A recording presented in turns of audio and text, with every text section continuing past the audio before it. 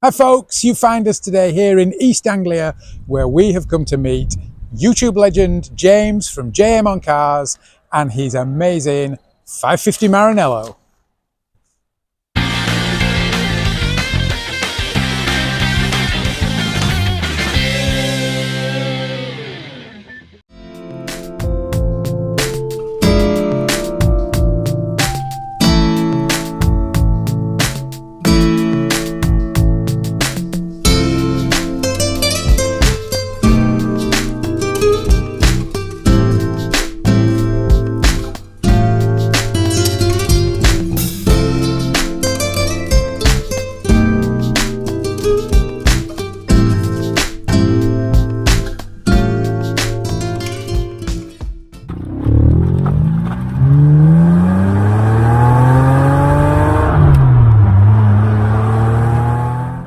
So here we are in East Anglia, and we're with JayEmm, who's got the stunning 550 that Sam and I have just had the pleasure of driving.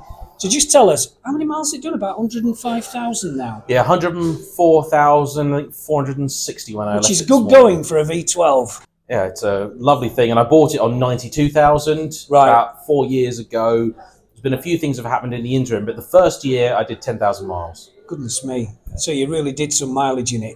Did you go anywhere? Did you go abroad in it? Where did you go? I took it up to Scotland. I did about 2,500 miles in the space of about 3 weeks in it, which is a kind of ritual I have for all of my cars. You know, you really want to get to know them and enjoy them and everything. But mostly, it was my first Ferrari. Yeah. At the time, I didn't have many cars full stop. That was your first Ferrari? Yeah. Oh, right. Okay. Yeah. I mean, it's a GT car. Yeah, ultimately. absolutely. Yeah. And I'd always promised myself from when I was a young boy, if ever I found myself in the fortunate position to have a Ferrari, unlike other Ferrari owners that sometimes seem to find every excuse to not drive their car. Absolutely, yeah. I was going to find every excuse I could to drive it. Yeah. So, Simon, we're in JayEmm's 550 Maranello. And honestly, this just brings back memories, because a few years ago I did borrow one. And you borrowed Harry's, yeah? Well, yes, yeah, only for a short time. Right. And I think he took the Murcielago for a couple of days. But you know what? It's the V12, both V12s, but just so different. This just feels, I hate to say it, but just more planted than the Murcielago.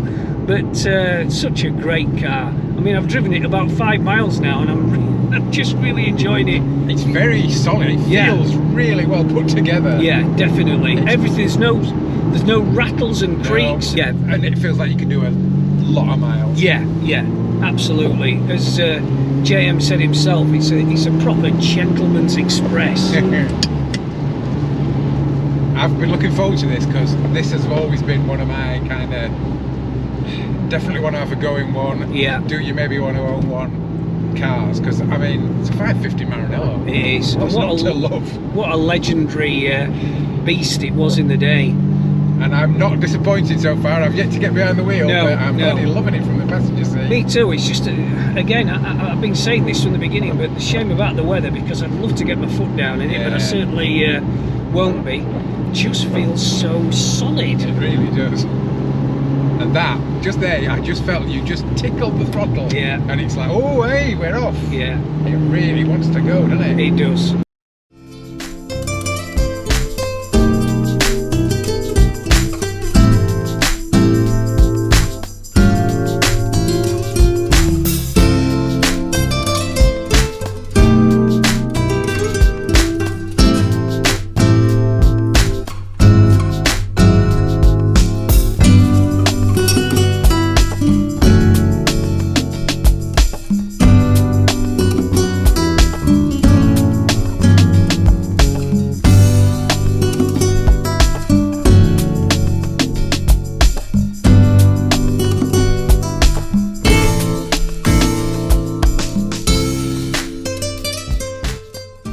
Maintenance wise, So spill the beans.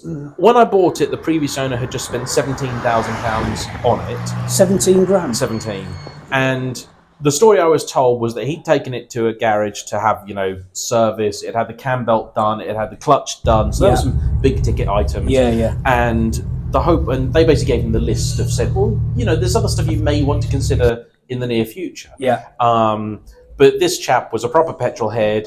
He previously had a Veyron, so he was used to big builds. So I think he looked at it and sort of went, well, do it. Yeah. Just do it. So I got it hoping it was going to be okay. And for most of that first year, I had a couple of weird issues where every now and again it would just slow down and, sort of you go into limp mode. But we traced that to, there was a cable that connects to the cats for the temperature sensor, and that got snagged on a country lane and basically nearly cut in half. So we identified that, and actually it was pretty well behaved. How does the gearbox feel?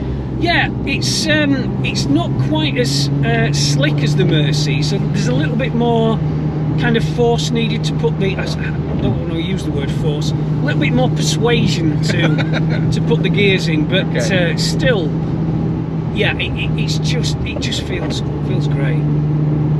It's definitely an easier drive than the Murcielago. Yeah. You're more upright, you've got better visibility. I don't feel like I'm driving a heavy goods vehicle, which you do sometimes in the Murcielago. But yeah, what a car.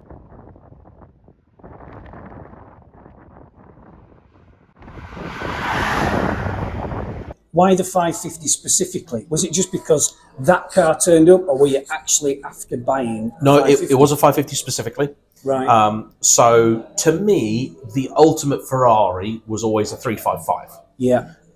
Between Goldeneye, which I'm going off to see at the cinema tonight, to Jeremy Clarkson calling it the greatest car in the world ever, to the fact that... And the best looking back end of a Ferrari ever. Yeah. Well, I think bar the 550. I think the 550's actually got it beat. That's me. But they both got the same thing, the little kick, 2 lights, 2 exhausts, horsey in the middle, done. Now, the 355 was called the greatest car in the world ever, but the 550 was then called the greatest handling car in the world ever, in the Clarkson video in 1997. Then Evo magazine later then said it was the best handling car in the world ever. I was thinking of what car to buy as my first Ferrari. I had a few criteria. One of which was going to be that it had to be a 2-seater, because there's just something I think more inherently special about 2-seaters. Oh, without a doubt. Had to be a manual, and it had to be a car that I didn't want to be somebody that just went and bought a Ferrari that I could afford, but I didn't really want.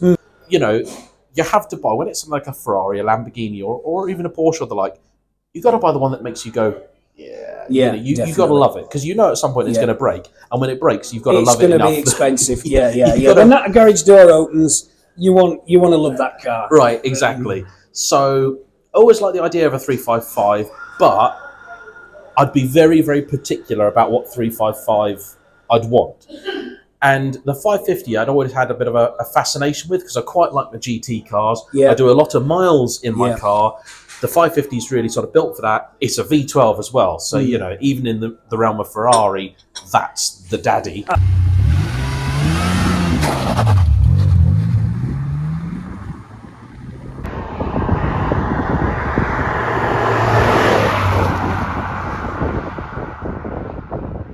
Excuse me, quick question. Do you have a special car that you couldn't bear to part with and love to drive?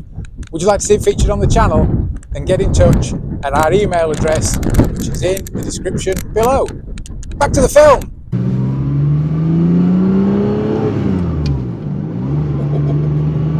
So what do you think, Si? I think I like it, Sam.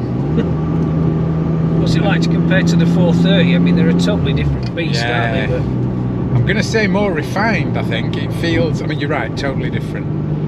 It's, on a road like this especially, when you're in the 430, you're in low slung, mid-engined, hard riding. That's not to say it's not a comfortable car, but this is different gravy again. And again, this is 105,000 miles, and look at the interior. It's really, really It's worn nice. Well, hasn't it? Yeah, absolutely. It really has. Magnolia really doesn't usually wear well, but in this car, it really is superb. Yeah, it doesn't show its miles. I love that gear change. I'm going to say, what's the noise. difference between that and your? I think this just pips it. This is a little bit more. It feels. You have to be a bit more positive with your inputs. You have to give it some heft. But the reward for that, what are you doing? The reward for that is it feels beautifully mechanical, beautifully solid. Yeah. And that noise, you can't beat that noise of an No, open. it's great. It's quite a relaxing car. It is. I feel like, you know, I'm out the window, one hand on the wheel. You just need a cigar and a copy of the Times. Yeah. Don't read the Times while you're driving. No. Yeah, I like it. Shrinks around as well. It's when you're standing outside, when we were getting that footage earlier, it struck me what a big car it is, what an acreage of bonnet you've got. Oh, huge bonnet. But that, I'm not really feeling that now a minute. I don't feel like I'm in something massive or something that I've got to be really wary of because of its width or its length. It feels good. Yeah, it's definitely a mileage muncher, isn't it? It is. I wonder if he'd mind if we just head for the Channel Tunnel and go do a couple of days in France with it. Yeah, that'd be good, wouldn't it? It does feel like a sorted car though. Yeah, it does. Yeah, it does, doesn't it? Yeah, and it, again, we were saying it doesn't look its miles. No. The interior doesn't look its miles. It doesn't feel its miles. No. If this is, if someone told me this is how a 20,000 mile one felt or a new one felt, Yeah. I would have no reason to doubt that. It feels like a proper piece of kit. I was saying to Ian when we did the NSX video, it's all very well this, but so far I just want to own everything we've driven. Yeah, I want a exactly. Noble, I want an NSX. I've kind of always wanted a 550 Maranello, but even more so now.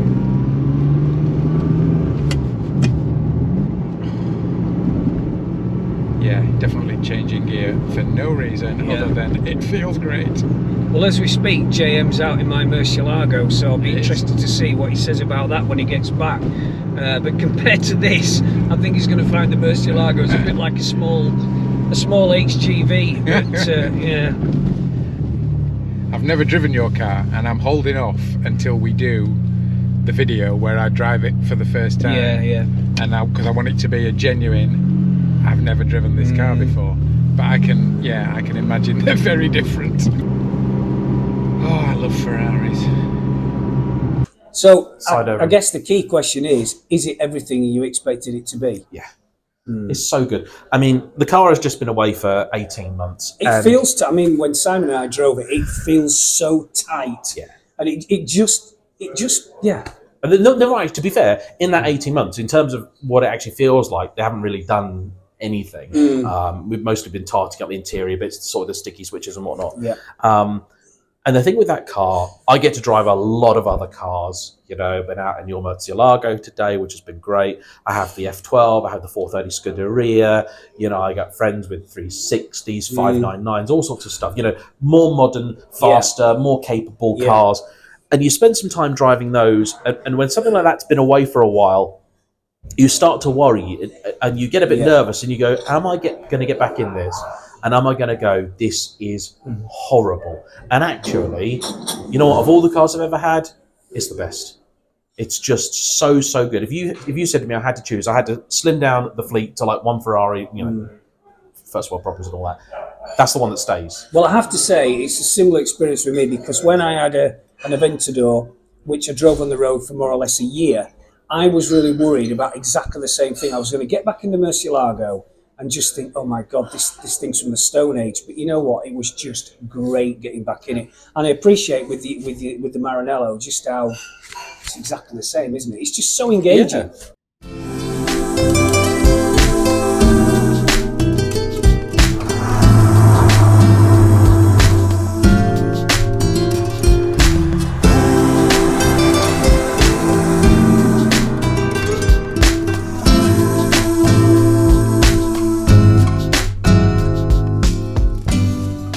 What I've loved with the 550 is that as I've grown as a driver, it grows with me. And there are cars I get in for a review. I get in them, I drive them for 45 minutes, and I feel like I've had everything that car has to offer. Yeah.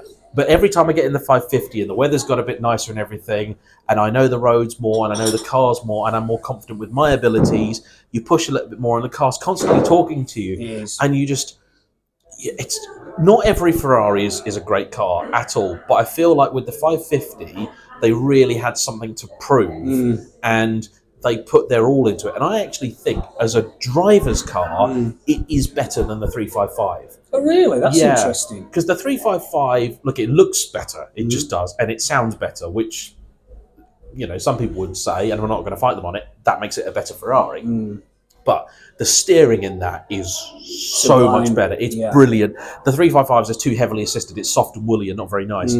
And actually, there's just something about everything in the 550, the weighting of the controls, that spread of power in the engine is incredible. It's got no variable valve timing, but it's still got all that go in it. I mean, it feels quick now. It's unimaginable what it must have been like back in the mid-90s. I think it makes the same power per litre as my old 3-litre BMW 3 Series did.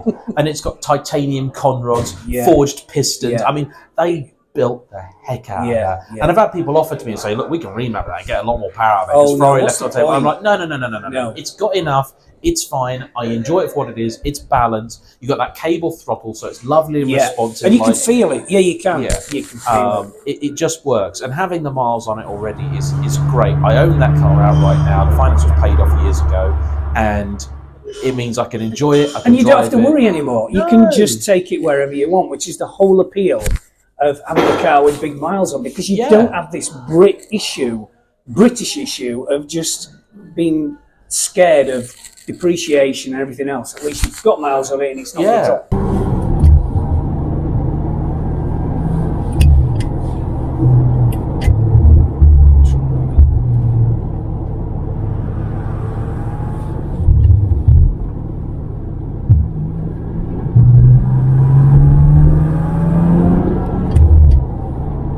A lot of the problems those cars suffer are not mileage related, they're time related. So I've seen ones in a showroom with a few thousand miles on, still got the sticky switches, still got the airbag trying to escape, you know, they've still got issues. You got two choices. You own it and you don't drive it and it'll cost you money anyway.